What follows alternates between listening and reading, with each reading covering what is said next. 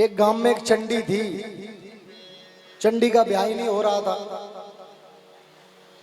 बड़ी खतरनाक थी वो। तो महाराज दूसरे गांव में एक पंडित जी थे, उन पंडित जी का पहले ब्याह वाले आ रहे थे तो फिर ब्याह नहीं कर रहे थे और फिर ब्याह आने वाले बंद हो गए। तो नारद जी पहुंच गए एक बार बीड़ा बजाते हुए। नारद जी ने कहा पंडित जी राम राम। पंडित ने कहा राम राम। और पंडित जी ब्याह करोगे क्या? बोले करेंगे। तो पंडित जी ने चंडी की और पंडित जी की कुंडली बना दी। किसने? नारद जी ने। और चंडी और पंडित जी का ब्याह करा दिया। अब चंडी का और पंडित जी का हो गया ब्याह। सवेरे पंडित जी जगे, 5 बजे स्नान किया। पंडित जी ने कहा चंडी। बोले हाँ महाराज, पूजा के बर्तन तो साफ कर दे।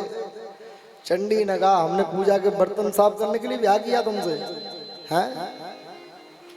बर्तन उठाए चंडी ने, फेंक दिए बाहर। कोई पूजा पूजा नहीं होगी। पंडित जी दुखी हो गए। भोजन का समय हुआ, पंडित जी ने फिर आवाज लगाई चंडी भोजन बना दे। चंडी ने कहा भोजन बनाने के लिए ब्याह नहीं किया हमने, जाओ रेस्टोरेंट से अपने लिए भी ले आओ, मेरे लिए भी ले आओ। पंडित जी समझ गए। पंडित जी बाहर का खाते नहीं तो पंडित जी ने अपने लिए भी बनाया और चंडी के लिए भी बनाया।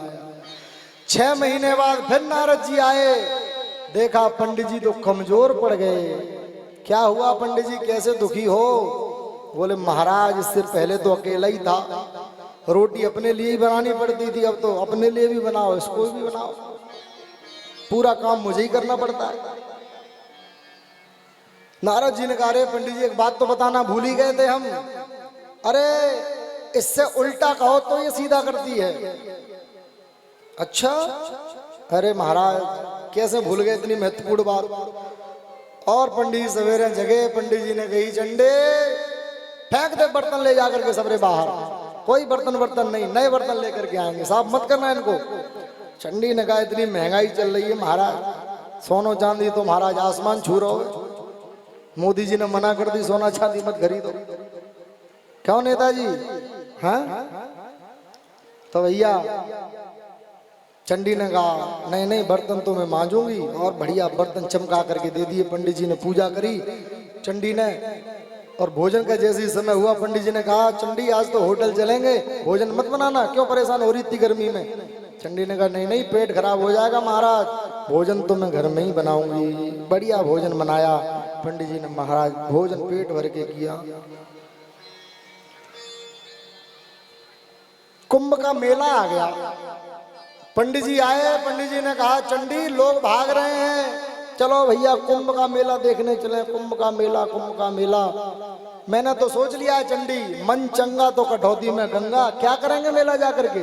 कहीं नहीं जाना, भीड़ बहुत हो रही है। चंडी ने कहा महाराज कहीं कुंभ बार बार पड़ता है? 12 साल में एक बार आता है कुंभ, तो चलेंगे।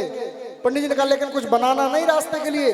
रास्ते में बहुत होटल मिलते हैं, वहीं खाते चलेंगे। यार पंडित जी के लिए बढ़िया महाराज गुटेटा और लडुआ और पता नहीं कहाँ धर के तैयार कर लियो वाने थे।